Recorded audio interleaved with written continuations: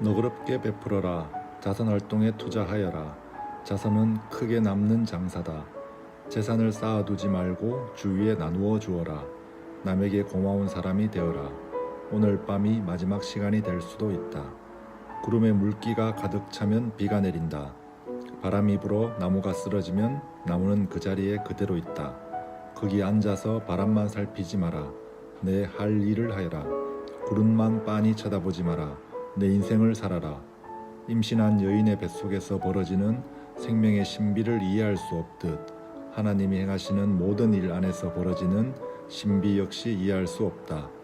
아침에 일하러 나가면 저녁까지 시계도 보지 말고 내 일에 전념하여라.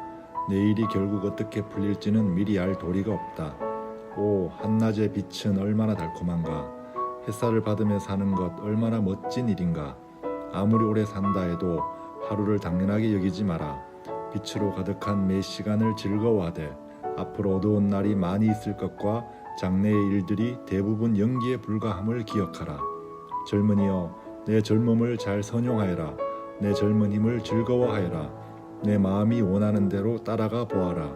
좋아 보이는 것이 있거든 그것도 추구해 보아라. 그러나 내가 알아야 할 것이 있다. 모든 일이 다 괜찮은 것은 아니며 내가 추구한 모든 일을 하나님 앞에서 남김없이 해명해야 한다는 사실이다. 한 곳에 매이지 말고 자유롭게 생각하며 살아라. 젊음은 영원하지 않다. 연기처럼 금세 사라져 버린다.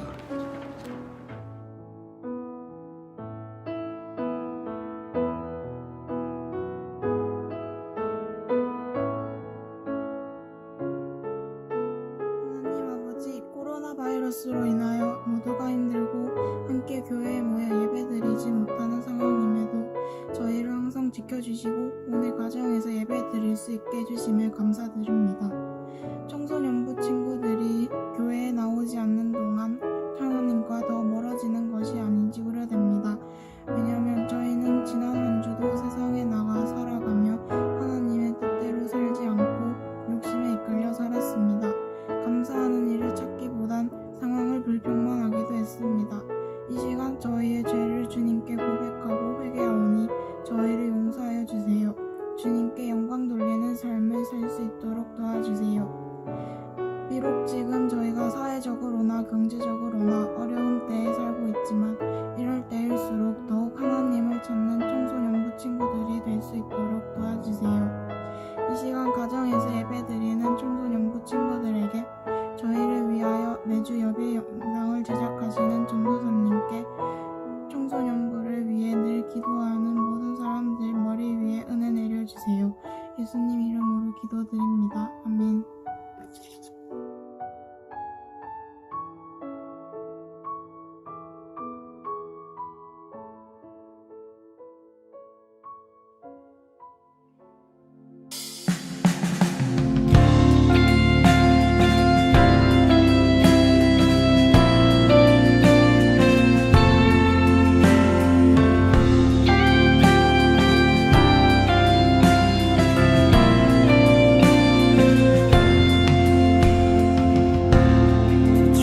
날 향한 주님의 사랑 노래 항상 선하신 주님 저 더우기 전에 내게 주신 생명 항상 선하신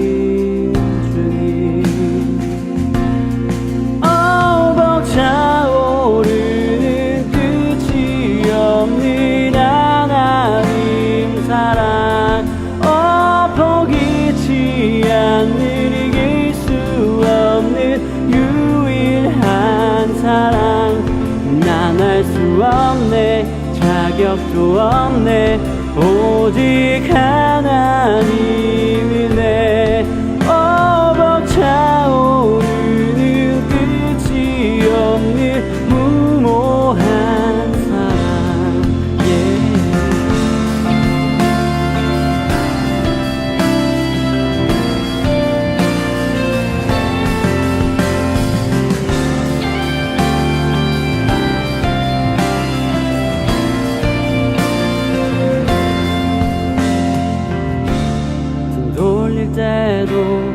여전한 그 사랑 항상 선하신 주님 가치 없는 나 피로 지불하신 항상 선하신 주님 벅차오르는 끝이 없는 하나님 사랑 포기치 않는 이길 수 없는 유일한 사랑 난 알 수 없네 자격도 없네 오직 하나님 은혜 벅차오르는 끝이 없는 무모한 사랑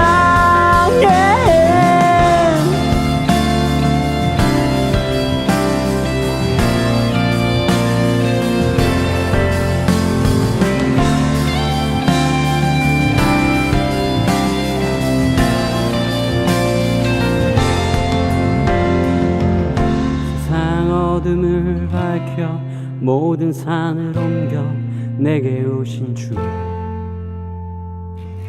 세상 장벽을 뚫고 모든 죄를 사해 내게 오신 주 세상 어둠을 밝혀 모든 산을 옮겨 내게 오신 주 세상 장벽을 뚫고 모든 죄를 사해 내게 오신 주 세상 어둠을 밝혀 모든 산을 옮겨 내게 오신 주 세상 장벽을 뚫고 모든 죄를 사해 내게 오신 주 세상 어둠을 밝혀 모든 산을 옮겨 내게 오신 주 세상 장벽을 뚫고 모든 죄를 사해 내게 오신 주 벅차오르는 끝이 없는 하나님 사랑 포기치 않는 이길 수 없는 유일한 사랑 난 알 수 없네 자격도 없네 오직 하나님 은혜 벅차오르는 끝이 없는 무모한 사랑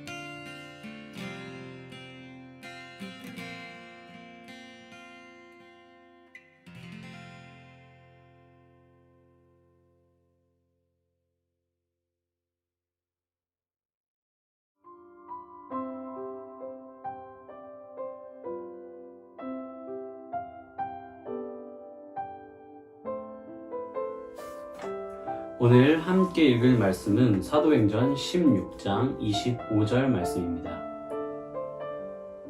사도행전 16장 25절 말씀입니다. 다 찾으신 줄 알고 함께 읽겠습니다. 한밤중에 바울과 실라가 기도하고 하나님을 찬송하며 죄수들이 듣더라. 여러분 한 주간 잘 보냈나요? 여러분에게 매주 만나서 물어보던 질문이죠. 정말로 궁금해서 물어봅니다. 여러분이 생각하기에 한 주간 잘 보냈을지 아니면 싫은 한 주를 보내왔는지도 전도사님 참 궁금하거든요. 어려운 시기를 잘 극복해내고 건강을 지키며 또 한 주를 잘 살아냈기를 전도사님은 늘 기도하고 있습니다. 함께 우리 힘내봅시다.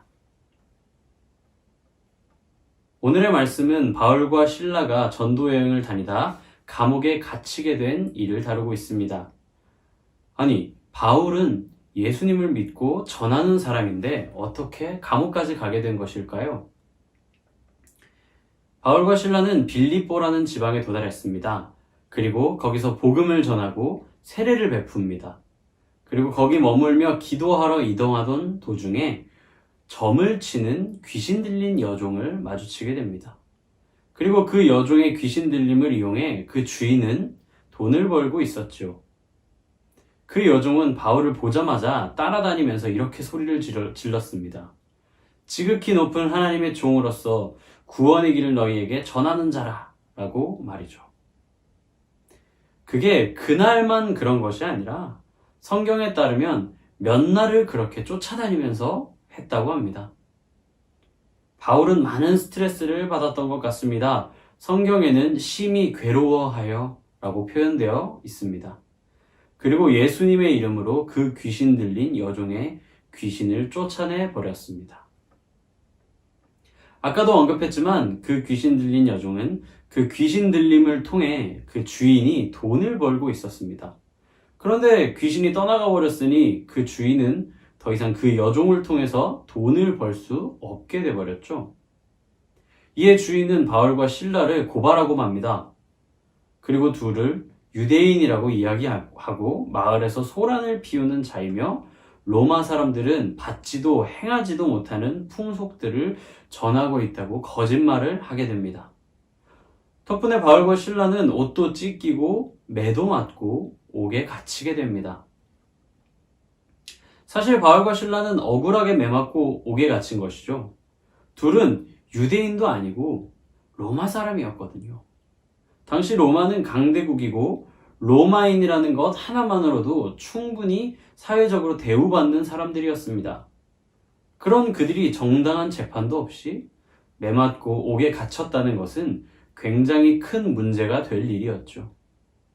하지만 바울과 실라는 자신들이 로마 사람이라는 것을 처음에는 밝히지 않았습니다. 그리고 나중에는 밝히게 되지만요.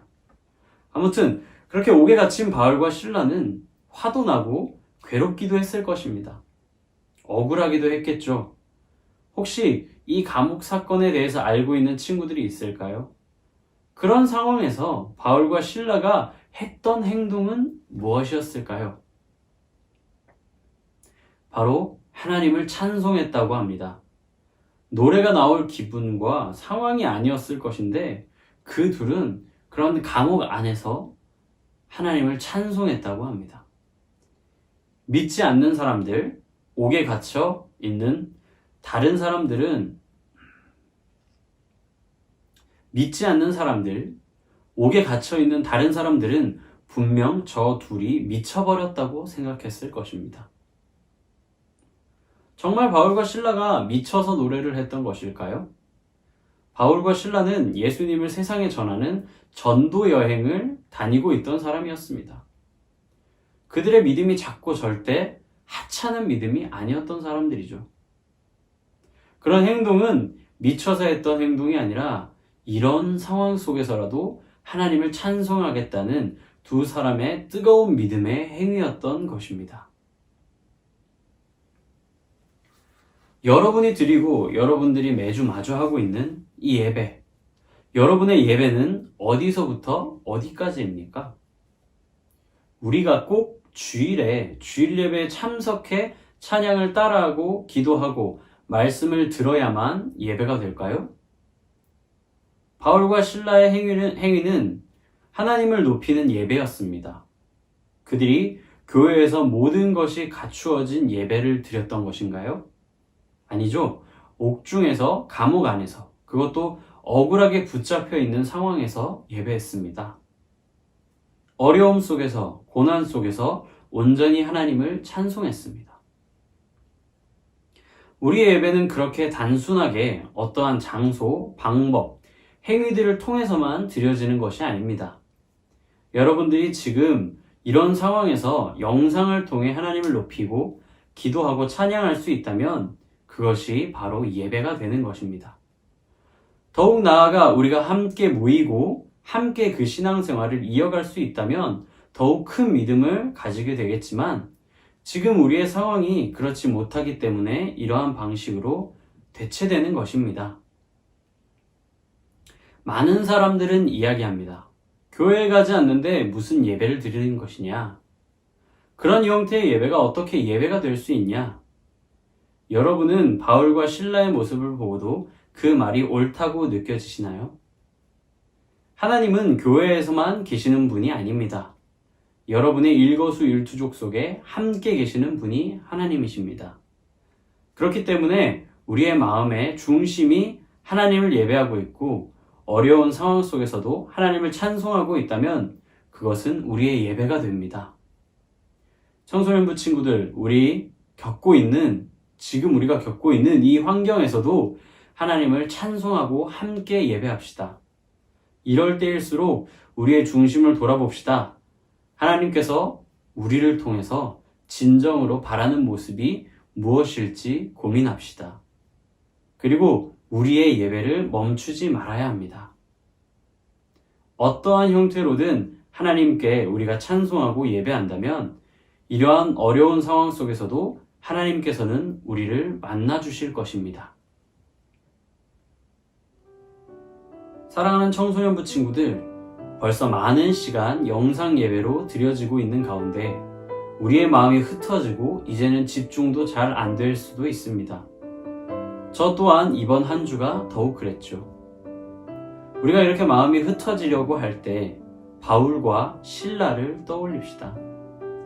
어려움과 고난 속에서도 찬송할 용기가 그리고 믿음이 있었던 그들의 예배를 떠올립시다. 그리고 우리가 이 어려움이 끝이 났을 때 더욱 기쁜 마음으로 함께 예배할 수 있기를 간절히 바랍니다. 함께 기도하고 주기도문함으로 예배를 마치겠습니다. 사랑이 많으신 하나님 감사합니다. 우리가 어려움 가운데서 하나님을 예배하기 위해 또 이렇게 우리를 불러 모아주심에 감사드립니다.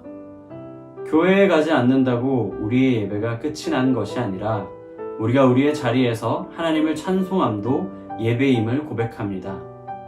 지금의 상황이 답답하고 불편하기도 하지만 이런 상황을 통해 우리의 믿음이 성장케 하시고 예배를 더욱 소중히 여길 수 있는 시간 될 수 있도록 우리 마음 가운데 함께 해주세요.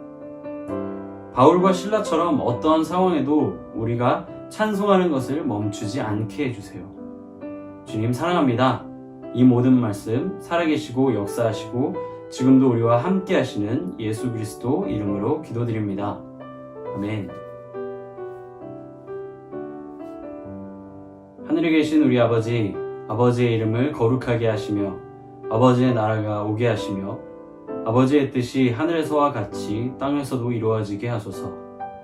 오늘 우리에게 일용할 양식을 주시고 우리가 우리에게 잘못한 사람을 용서하여 준 것 같이 우리 죄를 용서하여 주시고 우리를 시험에 빠지지 않게 하시고 악에서 구하소서. 나라와 권능과 영광이 영원히 아버지의 것입니다. 아멘.